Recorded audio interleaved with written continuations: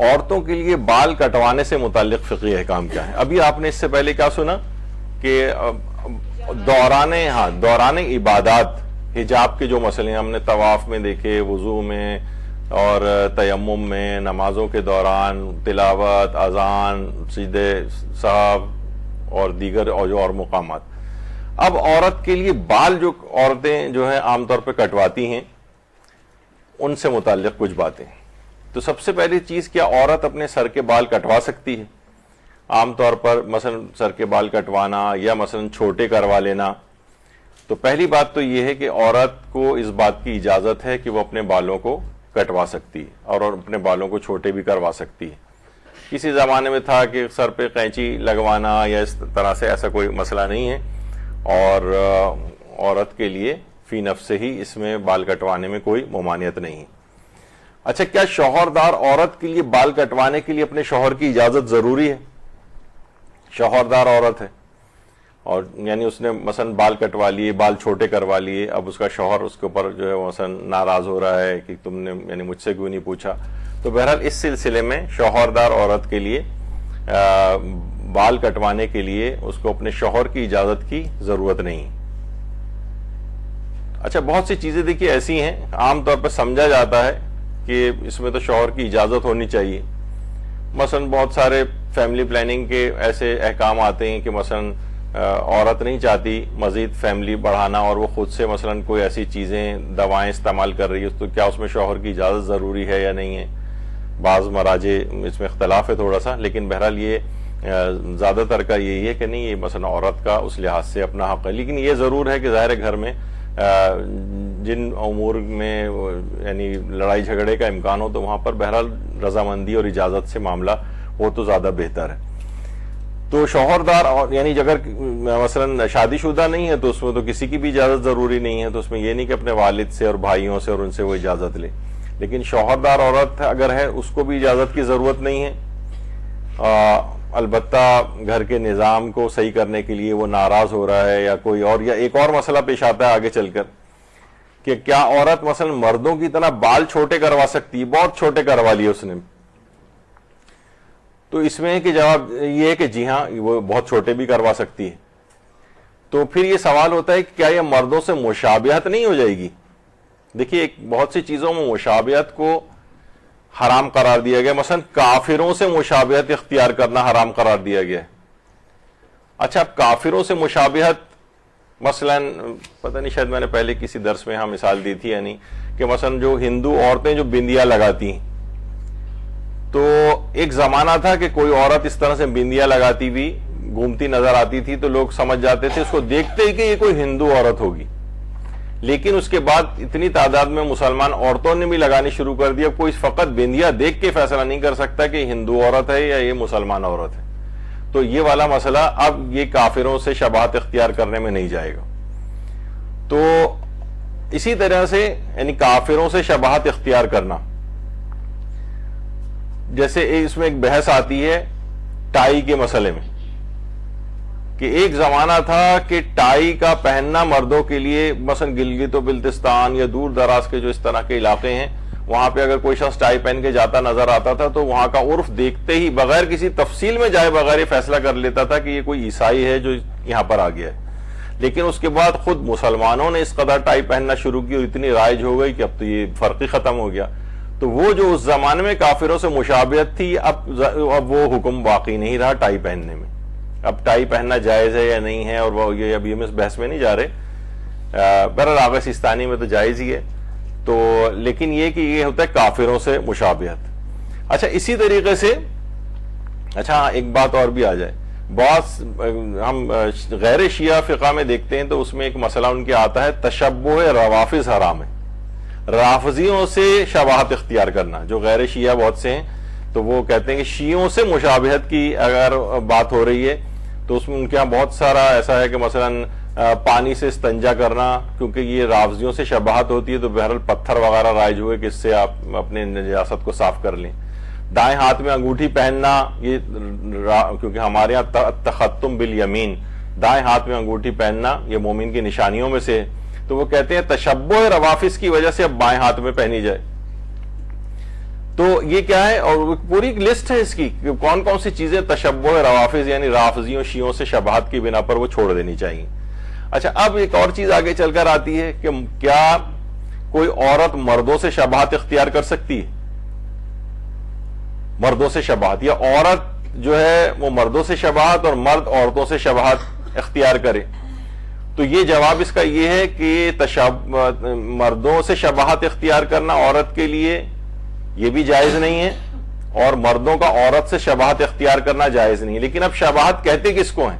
ایک زمانہ تھا, دیکھیں پھر وہی بات آ گئی, مثلا کوئی عورت مردوں کی طرح سے اگر پینٹ پہنے تو وہ یہ ہوتا تھا یہ کیا اس نے مردوں والا حلیہ بنا لیا ہے. لیکن اب عورتیں خود اس قدر اس کو پہننے لگیں کہ یہ اب پینٹ پہننا مرد اور عورت یہ کسی سے مخصوص نہیں رہا ہے, سب ایک کامن لباس بن گیا ہے. جو کبھی مردوں سے شبہات تھی وہ اب شبہات اب ختم ہو گئی.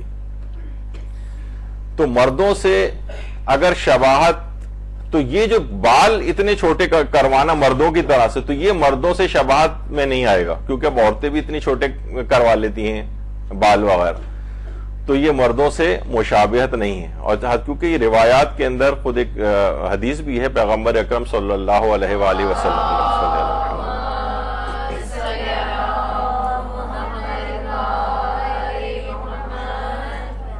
جس میں لعنت کی گئی ہے ان عورتوں کے اوپر کہ جو مردوں سے شبہات اختیار کرتی ہیں, ان مردوں پہ جو عورتوں سے شبہات اختیار کرتی ہیں. اچھا, اب اس میں فقہا میں دو گروپ ہیں. ایک کہتے ہیں کہ شبہات اختیار کرنا تو حرام ہے, لیکن کتنی دیر کی شبہات؟ مثلا امام خمینی کہتے تھے کہ اگر بالفرض کوئی عورت جو ہے وہ خالصتاً مردانہ کوئی لباس ہے, جیسے اسکول کالجز کے اندر اسٹیج پلے وغیرہ ہوتے ہیں, یونیورسٹیز میں بھی ہوتے ہیں, چلے ہم بے حجابی کے لحاظ سے بھی بات نہیں کر رہے, عورتوں کا ہی مجمع ہے, اور مثلا کوئی عورت اس میں جو ہے وہ مونچھیں اونچے لگا کے اور بالکل مرد بن کے جو ہے آ گئی ہے, کوئی اسٹیج پلے ہو رہا ہے اور اس نے پورا وہی گیٹ اپ مردوں والا اختیار کیا ہوا ہے اور اس میں پوری مردوں والی شبہات اس کے اندر ہے. تو امام خمینی یہ فرماتے تھے کہ نہیں, تھوڑی دیر کے لیے بھی شبہات اختیار کرنا جائز نہیں. لیکن آیت اللہ خوئی ہیں یا آیت اللہ سیستانی ہیں, وہ یہ فرماتے ہیں کہ نہیں, اس میں کہا جاتا ہے زئی, یعنی مستقل اپنی شباہت یعنی ایسی بنا لے کہ نہیں کوئی عورت بالکل مردوں کی طرح بن کے رہے اور کوئی مرد جو ہے عورتوں کی طرح سے بن کے رہے, پوری کی پوری شباہت زئی قرار دے دے, یعنی زندگی ایسی گزارنے لگے. پتہ نہیں وہ کوئی کسی زمانے میں ایک فضول قسم کا کوئی اس طرح کا پروگرام بیگم نوازش علی ٹائپ کا کوئی چیز ہوتا تھا, جس میں وہ آدمی تھا وہ پوری عورت کی طرح ساڑی پہن کے میک اپ کر کے ویسی حلیہ بنا کے جو ہے بیٹھ کے انٹرویو مثلا لے رہا ہے وہ. تو اس نے تو اپنی پوری یعنی عام زندگی میں بھی ایسے ہی مثلا وہ نظر آ رہا ہے. تو یہ کیا ہے, اس کو کہا جائے گا کہ ایک طویل مدت کے لیے اس نے اپنی شباہت عورتوں والی اختیار کر لی, یہ حرام ہے. یہ آغا سیستانی بھی فرماتے حرام ہے, یعنی تھوڑی دیر کے لیے فار دا ٹائم بینگ ایک سٹیج پلے یا اس کے لحاظ سے بات نہیں, اس کو زئی قرار دے دے. زئی کہتے ہیں یعنی بالکل وہی شباہت ایک طویل مدت کے لیے اپنی قرار دے دے. آغا خوئی بھی کہتے تھے, آغا سیستانی بھی کہتے ہیں. تو اس طرح کی کوئی عورت اگر کر کے رہے, اچھا صرف خالی یہی نہیں بلکہ یہ مردوں کے لحاظ سے بھی ہے. مثلا مرد جو ہیں مثلا کوئی کان میں بندہ پہنتے ہیں یا بالی ڈال لیتے ہیں, تو ویسے کان میں سوراخ کرنے کے متعلق روایتیں کہ جب بچہ پیدا ہو تو اس کے کان میں سوراخ کیا جائے. اب پھر اس کی الگ تفصیل ہے کہ مثلا دائیں کان میں کس جگہ پہ سوراخ ہو, بائیں کان میں کس جگہ پہ ہو, اوپر والی طرف کان کی لو میں ہو یا نیچے والی, وہ ایک تفصیل ہے. لیکن اچھا کان میں سوراخ کی حد تک تو صحیح ہے, لیکن بالی ڈالنے کا مسئلہ, عورتوں کے لیے بالی ڈالنا, تو اس میں بھی آغا سیستانی فرماتے ہیں کہ مردوں کے لیے بالی کے پہننے میں اشکال ہے, احتیاط واجب ہے کہ اس کو ترک کیا جائے. اب آپ کہیں گے لاکھ وہ منتی بالی ہو فلاں ہو, بہرحال آغا سیستانی کے نزدیک اس میں اشکال ہے. عورتوں کے لحاظ سے تو ظاہر ہے ان کو تو اجازت ہے, لیکن مردوں کے لیے کان میں, کیونکہ یہ فرماتے ہیں عورتوں سے شباہت کی وجہ سے ہے, کیونکہ عورتیں ہی عام طور پر اس کو پہنتی ہیں, اور ایک لحاظ سے ان کے وقار اور اس کے بھی خلاف ہے, عزت اور وقار کے اعتبار, یعنی بلکہ انہوں نے جملہ استعمال کیا ہے کہ وہ توہین نہیں ہونی چاہیے. یعنی یہ تو انہوں کا اس میں پہننے میں ایک لحاظ سے توہین کا بھی ایک شائبہ اس میں آتا ہے. لیکن فرماتے ہیں کہ بہرحال مطلق طور پر, مطلق چاہے کوئی آپ کہیں نہیں توہین بھی نہیں ہو رہی, اب تو سبھی مرد بھی بہت سارے پہننے لگے ہیں, تب بھی آغا سیستانی نے اشکال اور احتیاط واجب لگا کر منع کیا ہے. تو اس کے اندر بیسک چیز جو منع ہے وہ اسی وجہ سے ہے کہ یہ اس میں ایک تو عورتوں سے شباہت ہوتی ہے, ایک سوال اب یہ آتا ہے کہ کیا عورتوں کے لیے گنجا ہونا جائز ہے؟ گنجا ہونا. اچھا اب چلیں پہلے تو اس کا فی نفس ہی بذات خود عورت کے لیے گنجا ہونا جائز ہے. البتہ کچھ علماء پہلے ایسے رہ چکے ہیں کہ جو کہتے تھے کہ نہیں عورت کے لیے گنجا ہو. ابھی بھی آیت اللہ ناصر مکارم وغیرہ کا اس طرف تھوڑا رجحان ہے, کچھ مسائل ہیں. تو مثلا کوئی عورت اگر, اچھا بہت سی اداکارائیں ہیں کسی خاص فلم میں اور اس میں وہ گنجی ہو جاتی ہیں, تو بہرحال عورت کے لیے گنجا ہونا جائز ہے. لیکن آیت اللہ سیستانی ایک چیز اور بھی کہتے ہیں کہ اگر عورت شوہردار ہے اور گنجا ہونا شوہر کے لیے تنفر کا باعث بن رہا ہے, شور ہنگامہ مچا رہا ہے. ابھی آپ نے بال کٹوانے کی حد تک تو بہرحال سنا تھا کہ اس میں اس کی اجازت ضروری نہیں ہے, لیکن بال کٹوانے اس میں عام طور پہ تنفر کا باعث نہیں ہے. اگر گنجا ہونے میں عورت کا گنجا ہونا مرد اس کے شوہر کے لیے تنفر اور نفرت کا باعث بن رہا ہے تو فرماتے ہیں کہ پھر اس کے لیے حرام ہو جائے گا. تو بہرحال عورت کے لیے فی نفس ہی جائز تو ہے, لیکن شوہر کے لیے تنفر کا باعث اس وقت حرام ہوتا ہے. اچھا اگر جب آپ نے کہا جائز ہے تو ایک عورت کے لیے کیا جائز ہے وہ حج و عمرے میں سر کے بال منڈوا کر گنجی ہو جائے؟ تو اس میں آقا سیستانی بھی فرماتے ہیں جو عام حالات میں اس کو اجازت دے رہے ہیں, فرماتے ہیں احتیاط واجب کی بنا پر حج و عمرے میں تقصیر ہی کرنا پڑے گی, حلق نہیں کروا سکتی, یعنی گنجی نہیں ہو سکتی. یعنی دیکھیے مسائل میں قیاس ایک دوسرے پہ نہیں کر سکتے کہ جب اجازت ہے تو یہاں پہ بھی اجازت ہونی چاہیے, نہیں وہاں پر اجازت ہے عام زندگی میں, لیکن حج و عمرے میں تقصیر یعنی تھوڑے سے بال کاٹنا, حلق معنی گنجا ہونا. وہ فرماتے ہیں تقصیر ہی کرنا پڑے گی, احتیاط واجب کی بنا پر حلق کافی نہیں ہے. اچھا مردوں کے لیے کیا ہے؟ مردوں میں تو فرماتے ہیں آیت اللہ سیستانی کے احتیاط واجب یہ ہے کہ پہلی بار حج کرنے والا حلق ہی کروائے, یعنی گنجا ہی ہونا ہے پہلی بار والا. آیت اللہ خامنہ ہی فرماتے ہیں کہ پہلی بار حج کرنے والے کو بھی اختیار ہے, چاہے تو وہ پورا سر منڈوائے یا تھوڑے سے بال اپنے کٹوا لے. البتہ ظاہر ہے زیادہ ثواب سر کو منڈوانے کا ہے. تو لیکن اگر کوئی شخص بار بار حج پہ جا رہا ہے تو وہ اگلے حجوں میں, پاکستان میں تو دیکھیے مسئلہ یہ ہوتا ہے کہ اگر کوئی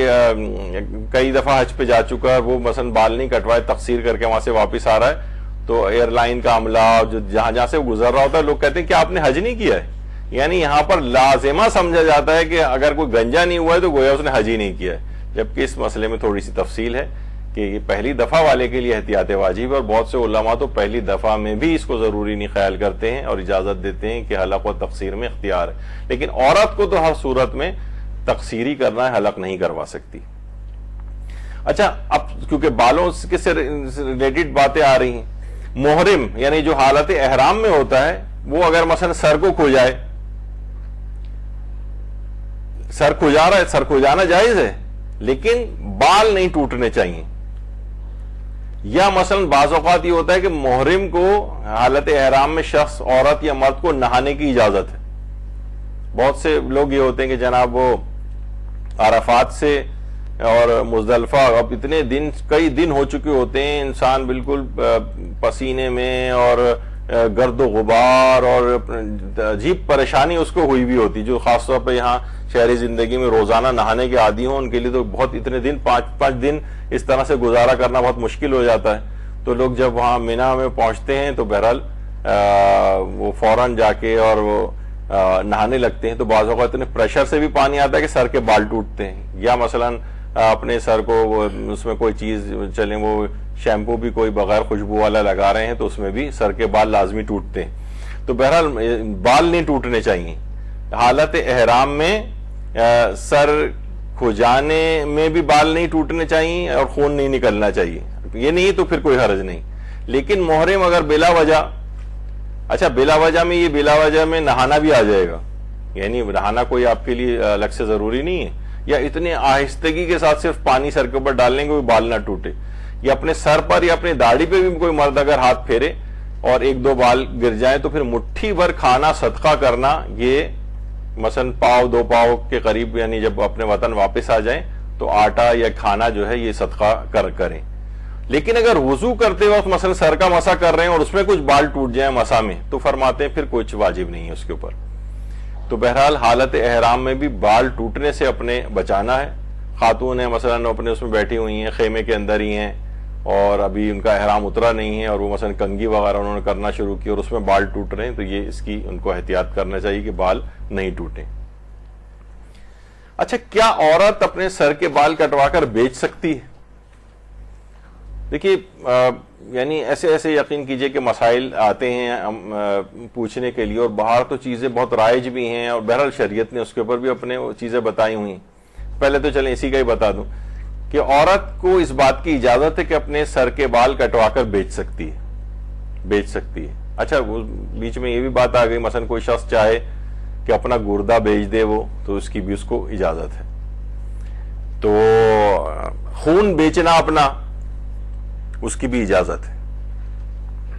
حتیٰ کہ اب وہ بیچنے ہی میں آئے گا، چاہے تو کوئی عورت اپنے بچے کو دودھ پلانا اس کے لیے واجب نہیں، اپنے شوہر سے اجرت کا تقاضا بھی کر سکتی ہے، لیکن بہرحال یہ عام طور پہ معاشرے میں رائج نہیں ہے۔ لیکن اور یہاں تک چیزیں آنے لگی ہیں سوالات کہ وہاں تو پوری ایک انڈسٹری اس کے اوپر چل رہی ہے، حتیٰ کہ جو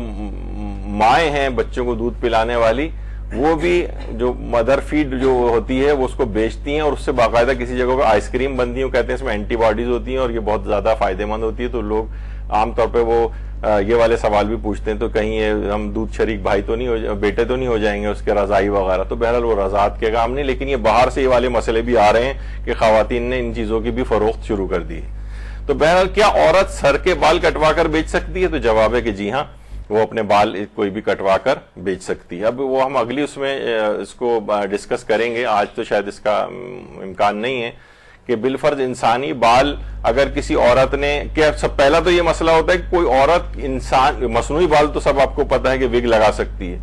کیا انسانی بالوں کی وگ لگا سکتی ہے یا نہیں؟ یہ خود علماء میں ایک اختلافی مسئلہ ہے کہ انسانی بالوں کا سر پہ لگانا۔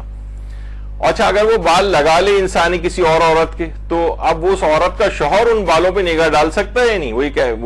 یہ نہیں کہ یعنی کیا اس کا یہ کہنا صحیح کہ بھائی میں تو اپنی بیوی نے میرے بال لگائے، میں اپنی بیوی کے بالوں پہ نگاہ ڈال رہا ہوں؟ نہیں، یہ کسی اور عورت کے انسانی بال ہیں۔ تو یہ خود ایک بڑی دلچسپ بحث آتی ہے، لیکن یہ آج نہیں ہوگی، وہ اگلی شاید نشست میں آئے۔ تو بہرحال مختصر یہ کہ عورت اپنے سر کے بال کٹوا کر بیچ بھی سکتی ہے۔ اچھا، کیا عورت کے لیے چہرے وغیرہ کے بالوں کو ریزر سے صاف کرنا جائز ہے، یا جسم کے اور جگہوں کے بالوں کو ریزر سے صاف کرنا؟ تو عام طور پر یہ ہوتا ہے کہ خواتین بہت پوچھتی ہیں کہ شاید ریزر مردوں سے ریلیٹڈ ہے، تو نہیں، ہر لحاظ سے خواتین کو بھی اس کی اجازت ہے کہ وہ اس کا استعمال ان کے لیے جائز ہے۔ اچھا، کیا عورتیں بھویں بنوا سکتی ہیں، انہیں بہت باریک بنوا سکتی ہیں؟ تو جواب ہے کہ جی ہاں۔ اصل میں مسئلہ یہ آتا ہے کہ یہ ہم کیونکہ ظاہر ہے پاکستانی معاشرے کے اندر رہ رہے ہیں، اور یہاں پر کافی ظاہر غیر شیعہ افراد کی اکثریت ہے، تو ان کے ہاں یہ مسئلہ بڑے شد و مت کے ساتھ ہے، اور ایک روایت ہے جو ہمارے آغا سیستانی سے پوچھا گیا، تو ہماری فقہ کے لحاظ سے وہ روایت ضعیف ہے، جس میں لعنت کی گئی ہے ایسی عورتوں سے جو مثلا یہ اپنی آئی بروز وغیرہ بنواتی ہیں۔ تو یہ عورتیں بہت باریک اگر آئی بروز بنوا رہی ہیں، دیکھیں ایک تو ہوتا ہے آئی بروز کو ایک ٹھیک ٹھاک ذرا کروانا، تو اور ایک ہے کہ بہت باریک بنوا لینا جو کہ زینت میں شمار ہونے لگے۔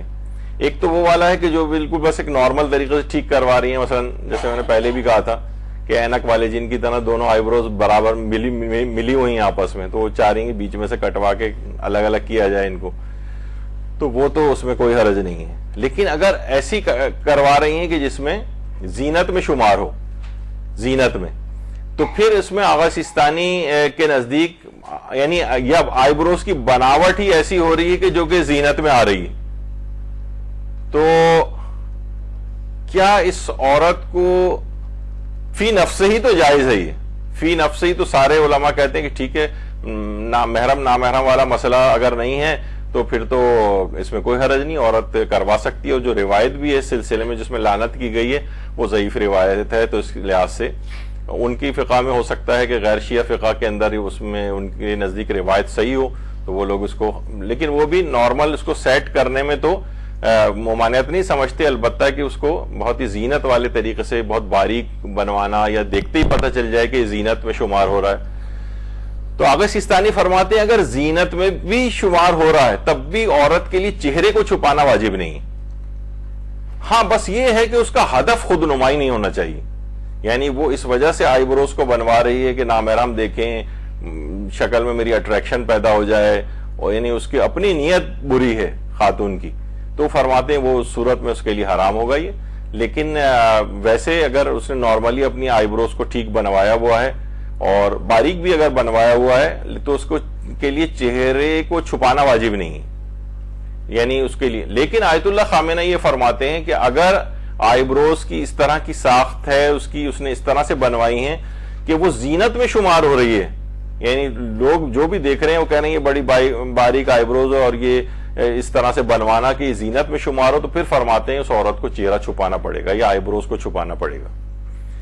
تو بہرحال یہ اس میں تقلید کا ایک اختلاف ہے. آغا سیستانی کہتے ہیں کہ چھپانا تو پھر بھی واجب نہیں ہوتا ہے، لیکن ہدف خود نمائی نہیں ہونا چاہیے. آغا خامنہ فرماتے ہیں کہ نہیں، اگر زینت میں شمار ہو رہی ہے تو پھر چہرے کو چھپانا پڑے گا. یہی بات آ گئی کہ بھویں باریک بنوانے کے بعد کیا چہرے کا حجاب ضروری ہے؟ تو زینت میں ہے تو آغا خامنہ میں ضروری ہے، آیت اللہ سیستانی میں ضروری نہیں ہے. اچھا، اب ایک سوال یہ کہ بھائی عورت کے لیے بالوں کا چھپانا واجب ہے نا، تو اگر بال ہے ہی نہیں، وہ گنجی ہو گئی ہے، تو کیا اس کو سر چھپانا پڑے گا؟ پھر جواب ہے کہ جی ہاں، اس کو سر پھر بھی چھپانا پڑے گا، چاہے اس کے سر پہ ایک بال بھی نہ رہے. اس کو گنجی عورت کے لیے بھی اپنے سر کا حجاب ضروری ہے. خالی یہ نہیں کہ بالوں کا حجاب تھا، بال نہیں رہے تو جو سر کی کھال ہے اس کو بھی نامحرم سے چھپانا پڑے گا. اچھا، بہت سی طبی اور نفسیاتی وجوہات کی بنا پر کیا عورت سر کے بال منڈوا سکتی ہے؟ دیکھیے بہت سی ایسی چیزیں ہوتی ہیں، مثلا کینسرز ہیں، اس میں پھر جب علاج ہوتا ہے تو کیمو تھراپی ہوتی ہے. کیمو تھراپی میں اس کے بال گرتے ہیں، اور اس طرح سے گچھوں کی صورت میں بعض اوقات گرتے ہیں کہ روزانہ کی بنیاد پہ وہ ایک ٹراما سے گزرتی ہے. یعنی عورت کی زندگی میں اس کے بالوں کی بڑی اہمیت ہوتی ہے، اس کے لیے کتنی وہ آرائشیں چیزیں اور یہ سب پوری زندگی کرتی ہے. اور جب اس قسم کی بیماری آ گئی تو اب روزانہ کی بنیاد پر اس طرح سے تو اس کے لیے بہت ایک نفسیاتی ایک سیٹ بیک ہوتا ہے. تو اس کو مشورہ دیا جاتا ہے پھر ڈاکٹرز کی طرف سے بھی یا نرسز کی طرف سے بھی کہ آپ ایسا کر لیں، پورے اس کو سر کو شیو کر لیں. اور پھر سر کو شیو کرنے کے بعد پھر آپ کو یہ روزانہ کی بنیاد پہ کم سے کم ایک دفعہ ہو جائے گا نا، تو آپ پھر اس کے بعد کوئی بھی اپنے سر کو چھپا لیں کسی چیز سے، لیکن کم سے کم یہ روزانہ اذیت سے آپ کو آئینے میں دیکھ رہے ہیں، روزانہ گچھے گر رہے ہیں، ایک اور ڈپریشن کے اندر جا رہا ہے، پہلے سے ہی اتنا خطرناک مرض ہے، تو اس میں کرنے میں کوئی حرج نہیں ہے اگر اس طرح سے ہو. اور پھر اس کے لیے مختلف چیزیں ہیں کہ جناب وہ وگ وغیرہ کا استعمال کر لے یا اپنے آپ کوئی اور اس طرح سے چیزیں کر لے وہ اپنے لیے، لیکن وہ کم سے کم اس بنیاد پر کہ نفسیاتی ایک مسئلہ اس کے ساتھ ہو رہا ہے، بہت زیادہ ڈپریشن کے اندر جا رہی ہے اپنی اس کی وجہ سے، تو اس میں بھی کوئی حرج نہیں ہے. البتہ ایک اور چیز بھی ہے، وہ ہے آج کل ایک کولڈ کیپ وغیرہ بھی آ گئے ہیں، اس سر کو بہت زیادہ ایک تیز ٹھنڈا ایک کیپ جو ہے وہ چیز پہنائی جاتی ہے کہ کیمو تھراپی والی خواتین جو ہیں وہ اگر وہ پہنے تو کہا یہ جاتا ہے کچھ خواتین میں وہ ورک کرتا ہے کہ پھر سر کے بال ان کے اتنا نہیں گرتے یا گرنا رک جاتے ہیں، لیکن وہ خود بھی کافی پینفل ہے کہ سمجھیں سر پر برف کی ایک سل اگر کوئی رکھ دے یا سر کو پورا برف سے اور کئی بہت دیر تک وہ رکھے رہے تو بہرحال ایک اذیت کا باعث تو ہوتا ہے. تو اپنے بالوں کی اس طرح سے حفاظت، لیکن وہ کچھ میں ورک کرتی کچھ میں نہیں کرتی. خواتین کے لیے دیکھیے ایک مسئلہ اور یہ بھی ہے، بہت خواتین یہ کہتی ہیں سر کے بال ہمارے بہت گرتے ہیں، اور جناب ایک چیز ہے تو کچھ علماء نے، بہرحال میں نے کسی جگہ اس کو پڑھا تھا کہ کچھ طریقے علماء نے اس کے بتائے ہیں کہ جو دعا اور اس کے اعتبار سے ہیں، کچھ عمل کے اعتبار سے. کہا ایک تو یہ کہ اگر فریکوینٹلی مہندی سر پہ لگائی جائے تو اس سے بھی بال گرنا کم ہو جاتے ہیں یا بند بھی ہو سکتے ہیں، علماء کے میں بتا رہا ہوں. اور دوسرا یہ کہ کھانے میں انجیر کا اگر استعمال کرے ہو، فگ انجیر کا اگر استعمال کرے تو اس سے بھی رک جاتے ہیں. اور اس کے علاوہ کم سے کم ہر جمعے کے روز وہ بالوں کو ضرور دھوئے، اور اگر بیری کے پتوں یا بیری کا صفوف اس کے اندر ڈال لیا جائے تو اس سے بھی جو ہے یہ بھی علماء نے بتایا، بلکہ بیری کے صفوف جو ہوتا ہے پتوں کا وہ تو بلکہ روایات میں ایک یہ بھی ہے کہ وہ ڈپریشن وغیرہ کو بھی دور کرتا ہے، انسان کا بھی ڈپریسڈ اگر ہے، بلکہ روایات میں یہ ہے کہ پیغمبر اسلام جب بہت غمگین ہوتے تھے تو جبریل نازل ہوتے تھے اور پیغمبر سے کہتے تھے کہ آپ بیری کے پتوں سے کے پانی سے اپنے سر کو دھوئیں. تو یہ بھی بہرحال ایک طریقہ کار ہے، علماء نے کہا ہے کہ بال گرنے کے حوالے سے. اور پھر اس کے بعد یہ ہے کہ یہ تو سب کرے ہی، لیکن جو سورہ بقرہ کی آیت 259 یہ جو آپ کے سامنے ہے، اس کو کسی کاغذ پر زعفران سے لکھے اور لکھتے وقت پوری اللہ کی طرف توجہ ہو اور یہ اپنی جو حاجت ہے وہ دماغ میں ہو، اور اس کے بعد زیتون کے تیل سے اس کو دھوئے اور وہ زیتون کا تیل جو ہے اپنے سر پر مالش کرے، تو علماء نے بتایا کہ اس سے اس کے بال گرنا کم ہو جاتے ہیں یا بال گرنا بند بھی ہو جاتے ہیں. اچھا، بہت سے لوگ جب اس کو سنیں گے تو آج کل ہمارے یہ بھی تو بہت چیز ہو گئی ہے نا، فوراً مذاق اڑانا اور چیزوں کا اور یہ سب چیزیں. اور قرآن تو جناب ہدایت کے لیے آیا ہے. بھائی بالکل ہدایت کے لیے آیا، اس میں دو رائے نہیں، لیکن قرآن کا فقط ایک کام نہیں. قرآن جو ہے کہ سوروں کی تلاوت سے انسان کے رزق میں بھی اضافہ ہوتا ہے، اس کی بیماریاں بھی دور ہوتی ہیں، بہت بے شمار اس کے فوائد ہیں. یعنی آپ کو اس کو یہ کہنا کہ قرآن فقط ہدایت کے لیے، باقی اس کا کوئی فائدہ نہیں، یہ بھی ایک فتنے کی صورت میں بہت سارے افراد جو بہت قرآن کر رہے ہوتے ہیں تو وہ قرآن کی باقی تمام چیزوں کو نظر انداز کرتے ہیں. تو علماء نے یہ کچھ چیزیں ہیں، اور یہ بھی قرآن کی آیت ہے اور اس کا ایک طریقہ کار ہے. کچھ علماء کے ایکسپیرینسز ہیں جو انہوں نے کیے ہیں، تو اس لحاظ سے اس میں کرنے میں کوئی ایسا نہیں ہے کہ جو آیت نمبر 259 کو زعفران سے کسی کاغذ پہ لکھیں، پھر اس کو زیتون کے تیل سے دھو کر، یعنی کہ اس کے وہ اثرات زعفران کے اس کے اندر یعنی آ جائیں جو آپ نے یہ آیت لکھی ہوئی ہے، پھر اس تیل کی اپنے سر پر مالش کریں تو انشاءاللہ خدا سے دعا کرتے ہوئے تو اس کی برکت سے پروردگار آپ کی اس مشکل کو حل کرے. تو بہرحال یہ جو ہے یہ اس میں بھی ایک یہ طریقہ کار ہے. پھر ایک چیز آتی ہے وہ یہ کہ کسی کافر یا کافرہ سے بال کٹوانا جائز ہے. مثلا آپ کسی بیوٹی پارلر گئیں، وہاں بال کو اپنے ٹرم کروانے یا کٹوانے، مرد بھی جاتے ہیں، وہاں پہ بھی پتہ چلا کوئی ہندو مثلا ہے. سب سے پہلے تو یہ کہ یہ اگر کوئی اہل کتاب ہے عورت، مثلا یہودی، عیسائی یا پارسی، تو آغا سیستانی کے نزدیک جسمانی اعتبار سے پاک ہیں تو ان سے کروانے میں کوئی حرج نہیں ہے بال کٹوانا. ظاہر ان کا گیلا ہاتھ بھی سر کے اوپر لگتا ہے، کچھ پانی وغیرہ سر پہ لگتا ہے. لیکن اگر وہ غیر اہل کتاب ہیں، غیر اہل کتاب مثلا ہندو ہے، سکھ ہے، بدھسٹ ہے، یا کسی بھی مذہب کی ماننے والی نہیں ہے بالفرض، تو احتیاط واجب کی بنا پر اس کے گیلا ہاتھ لگ جائے تو وہ جگہ نجس ہو جائے گی. اب وہی اس نے آپ کے سر کے بال کاٹے، پھر آپ کو تیار ہو کے کہیں جانا ہے اس کے بعد، اور اس کے بعد سر کو دھونے کا بھی، آپ مثلا شادی میں جانا ہے، پھر نماز آپ کی قضا ہو جائے گی، تو یا آفس جانا ہے تو وہ آپ کا سر نجس ہو جائے گا.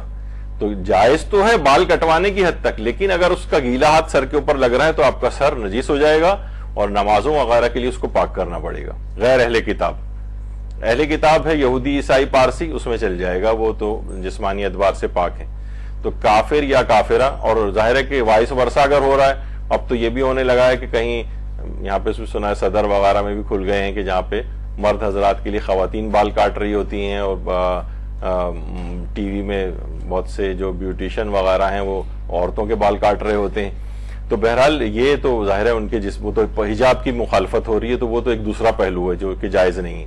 لیکن ابھی ہم اس لحاظ سے کہیں نجاست و طہارت کے اعتبار سے تو کٹوائے جا سکتے ہیں، البتہ یہ والی احتیاط اس میں کرنا ہوگی. تو کہ جو بھی کاٹنے والا یا کاٹنے والی ہو تو بہرحال وہ اگر وہ غیر اہل کتاب ہے تو پاک کرنا پڑے گا اپنے سر کو یا جہاں جہاں اس کا ہاتھ لگا ہے. پھر بس یہ مختصر سی ایک بات تاکہ کیونکہ موضوع سے متعلق ہے رہ نہ جائے، جسم کے غیر ضروری بالوں کی صفائی کے اعتبار سے، تو اس میں یہ ہے کہ بہرحال مردوں کے لحاظ سے تو اس کی تاکید ہے کہ نچلے جسم کے اوپر جو بال ہیں وہ ہر 40 دن سے پہلے ان کو صاف کرنا کی تاکید آئی ہے اور مستحب ہے، اور عورتوں کے لیے 20 روز کا ذکر آیا ہے. اور اس سے زیادہ اگر وقت گزر جائے تو حرام تو نہیں ہے، البتہ کراہیت رہے گی. اور آرم پیٹ یا بغل وغیرہ کے اعتبار سے کی جو صفائی ہے اس میں کوئی آیت اللہ سیستانی فرماتے ہیں، اگرچہ اس کی بہت زیادہ روایات آئی ہیں اس سلسلے میں ان کو کاٹنے کی یا ان کو ریموو کرنے کی، لیکن یہ کہ کوئی دنوں کی حد مقرر نہیں ہوئی ہے. دنوں کی حد فقط نچلے جسم کے بالوں کے لحاظ سے ہے کہ مردوں کے لیے 40 روز سے پہلے اور عورتوں کے لیے 20 روز سے پہلے، اس سے زیادہ ہو تو مکروہ ہے. اچھا، اب اس کے بعد ایک چیز اور مسئلہ اس میں آتا ہے کہ عام طور پر جب بہت شدت غم ہوتی ہے تو بعض خواتین جو ہے اپنے سروں کے بال کو نوچتی ہیں یا اپنے بال کو جو ہے وہ توڑنے لگتی ہیں، اور یہ دونوں صورتوں میں ہو سکتا ہے. یہ تو گھر میں کوئی موت ہو جائے اس پہ یہ والی کیفیت ہو سکتی ہے، اور ایک ہے عزاداری امام مظلوم علیہ الصلوۃ والسلام. اللہم صلی علی محمد وعلی محمد.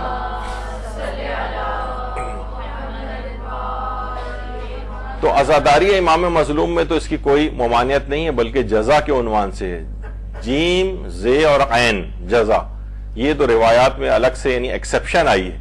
یعنی ایکسیپشن یہ ہے کہ اس میں آدمی بالکل غم میں بے خود ہو جاتا ہے اور اپنے جسم کو اگر کوئی وہ مثلا بالوں کو نوچنے لگے، توڑنے لگے، اپنے لباس گریبان کو چاک کر لے، تو سارے فقہاء نے کہا کہ بالکل جائز ہے اور اس میں کوئی ممانعت نہیں، بلکہ باعث ثواب بھی ہے.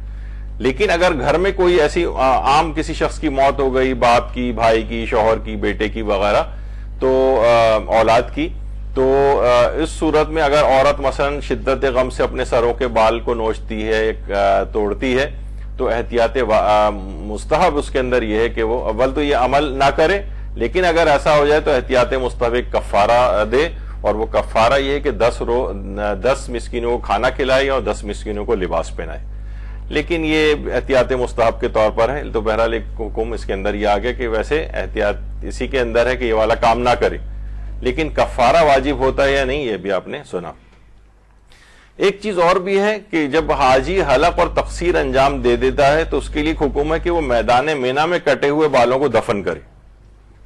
کٹے ہوئے بالوں کو دفن کرنا، دیکھیے بالوں، ہم جب ناخنوں کی بات ہوئی تھی تو میں نے اس میں تھوڑی سی تفصیل بتائی تھی کہ ائمہ بھی اپنے ناخن یا اپنے ٹوٹے ہوئے بالوں کو دفن کر دیا کرتے تھے زمین میں، لیکن وہ کوئی واجبات یا کوئی مستحب الگ حکم اس طرح سے نہیں ہے. لیکن بہرحال یہ مینا میں اس لحاظ سے ایک حکم ہے کہ جب حاجی اپنے تقصیر کرتا ہے یا عورتیں بھی کرتی ہیں تو اپنے بالوں کو مینا میں دفن کرے. لیکن اس سے وہاں پر یہ عام طور پہ لوگ خیموں میں یہ چیز شروع کر دیتے ہیں، تو انتظامیہ کی طرف سے پابندی ہوتی ہے کہ بھئی یہ ایک تو خیموں میں کوئی اپنے بال وال نہ کٹوائے، کیونکہ ظاہر انہائیجینسٹی وغیرہ اس میں ہوتی ہے. تو لیکن یہ کہ زمین میں کسی بھی جگہ، اب تو خیر وہاں اتنی پختہ زمینیں سب بن گئی ہیں، وہاں زمین میں دفن کرنے والا ہے مسئلہ بہت اب مشکل ہو گیا. لیکن ایک مسئلہ ایک آتا ہے، اگر کوئی شخص مینا میں کسی وجہ سے اس کو روک دیا جائے جانے سے، تو پھر ایک مسئلہ آتا ہے، اس کی بھی تفصیل میں نہیں جا رہا، کہ وہ بہرحال وہ وہاں کسی کو نائب بنا کر بھیجے کہ بھئی میں تو نہیں جا پا رہا ہوں مینا، تم چلے جاؤ، اور وہ وہاں جا کر رمی وغیرہ کرے، اور پھر یہ جو ہے نا حلق اور تقصیر کرے کسی دوسری جگہ جو مینا سے باہر ہے، اور پھر اپنے بالوں کو مینا بھجوائے دفن ہونے کے لیے. تو بہرحال یہ کہ بالوں کو زمین میں دفن کرنا، اور یہ بہرحال یہ حج کے احکام میں بھی اس لحاظ سے آتا ہے.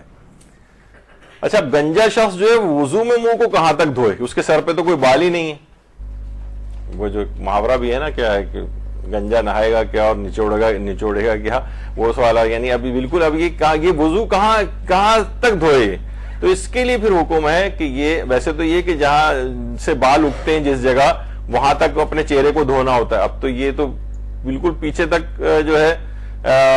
بال ہی نہیں ہے اس کے، تو یہ معمولاً جتنا لوگ منہ کو دھوتے ہیں بس اتنا دھو لے تو یہ کافی ہے، ورنہ اس کو تو شک و شبہ ہی رہے گا کہ کہاں تک میں وہ اوپر تک دھوتا ہی چلا جائے گا. تو وہ معیار نہیں ہے، بلکہ معیار یہ ہے کہ عام طور پہ لوگ منہ کہاں تک دھوتے ہیں بس اس کے لیے اتنا ہی دھونا واجب ہے.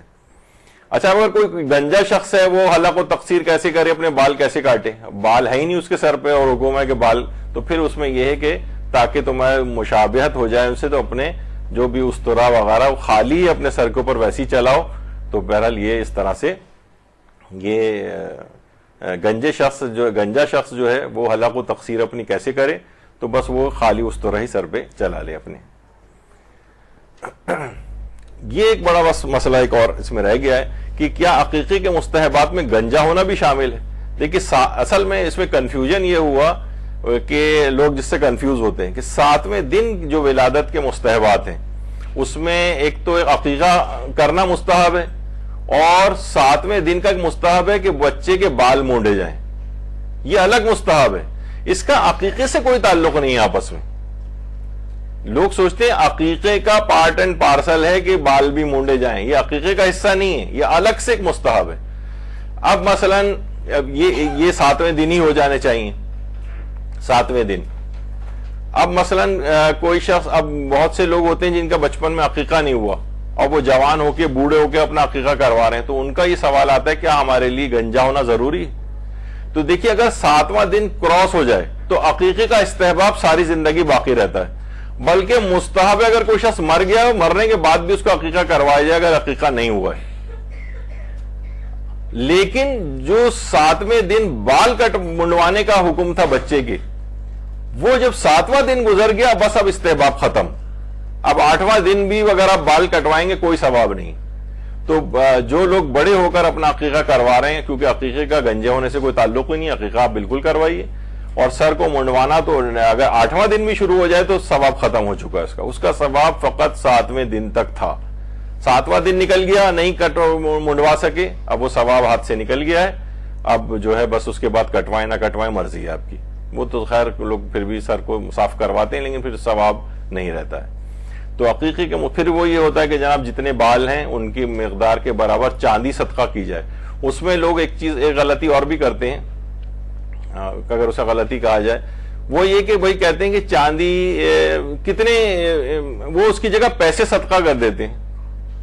اس میں یہ ہے کہ نہیں، چاندی ہی صدقہ کرنی ہے، پیسے دینا کافی نہیں۔ اگر کوئی اس کا ثواب لینا چاہتا ہے کہ بالوں کی مقدار وزن کے برابر چاندی صدقہ کرنا، تو وہ اس کی جگہ پیسے نہیں دے سکتا بلکہ اسے چاندی ہی صدقہ کرنی پڑے گی۔ تو بہرحال یہ ایک عقیقے کے مستحبات میں ایک چیز ہے کہ یہ اس میں گنجا ہونا شامل نہیں ہے، اگر 7واں دن نکل گیا تو بال پھر کٹوانا اس کے لیے ضروری نہیں ہے۔ تو صرف فرض، اور اس کے بعد جو بالوں کا جو وزن ہے اس کے برابر چاندی صدقہ کی جائے۔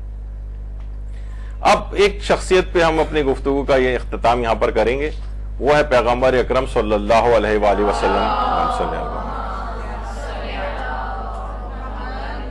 صحابی رسول فرماتے ہیں میں نے رسول اسلام کو اس حالت میں دیکھا کہ نائی آپ کے سر کے بال کاٹ رہا ہے اور آپ کے اصحاب آپ کو چاروں طرف سے گھیرے ہوئے ہیں، اور ان میں سے ہر ایک یہ کوشش کر رہا تھا کسی طرح سے رسول اسلام کا ایک بال ہم کو مل جائے اور کوئی ایک بال بھی نیچے نہ گرے۔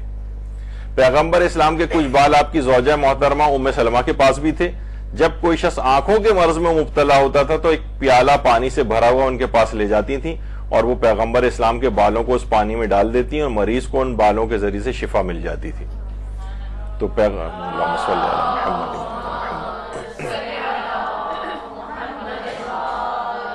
ہمارے بال تو اس قابل ہی ہیں کہ یا تو دفن کر دی جائیں، پھینک دی جائیں، ڈسٹ بن میں بھی ڈال سکتے ہیں، لیکن پیغمبر اسلام کی سیرت تھی۔ سب سے نیچے آپ دیکھیے کہ پیغمبر اسلام اپنے اعمال حج انجام دینے کے بعد اپنے سر کے بال منڈوا کر مسلمانوں کے درمیان تبرکاً تقسیم کیا کرتے تھے۔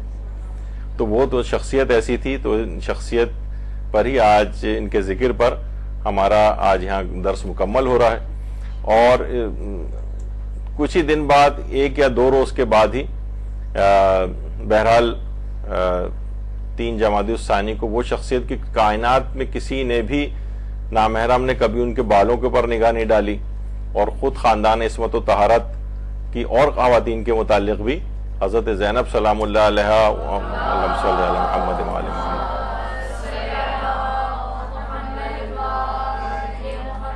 اس قدر حجاب بلکہ بہت سے علماء جو قرائن کی بنا پر 3 جمادی الثانی کو ہی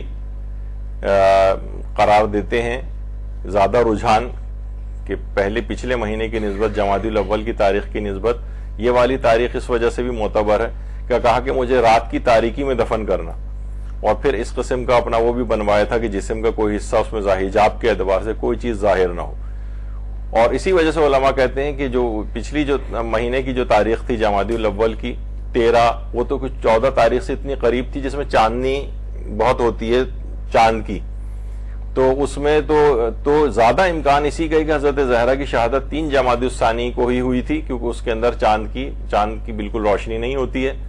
یا بہت ہی اتنی کم ہوتی ہے کہ جب بھی کہا گیا تھا کہ مجھے رات کی تاریکی میں دفن کرنا، اور اس میں تو چاندنی بہت زیادہ ہوتی ہے تو وہ تاریکی نہیں تھی۔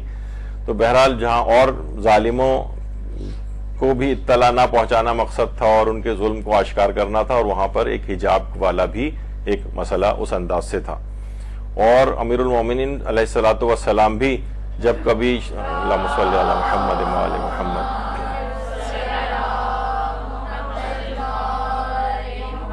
شہر سے باہر کہیں گئے ہوتے تھے اور حضرت زینب ساتھ ہوتی تھیں، اور تو کوشش اگر وہ شہر میں دن کے وقت پہنچ بھی جاتے تھے تو شہر کے باہر انتظار کرتے تھے یہاں تک کہ رات ہو جائے اور اس کے بعد شہر کے اندر داخل ہوں، تاکہ زینب پر حجاب کی حالت میں بھی نامحرموں کی نگاہ نہ پڑے۔ حتیٰ کہ حضرت زہرا کی قبر پہ جب لے کر جاتے تھے تو رات کے وقت لے کے جاتے تھے، اور وہ جو بھی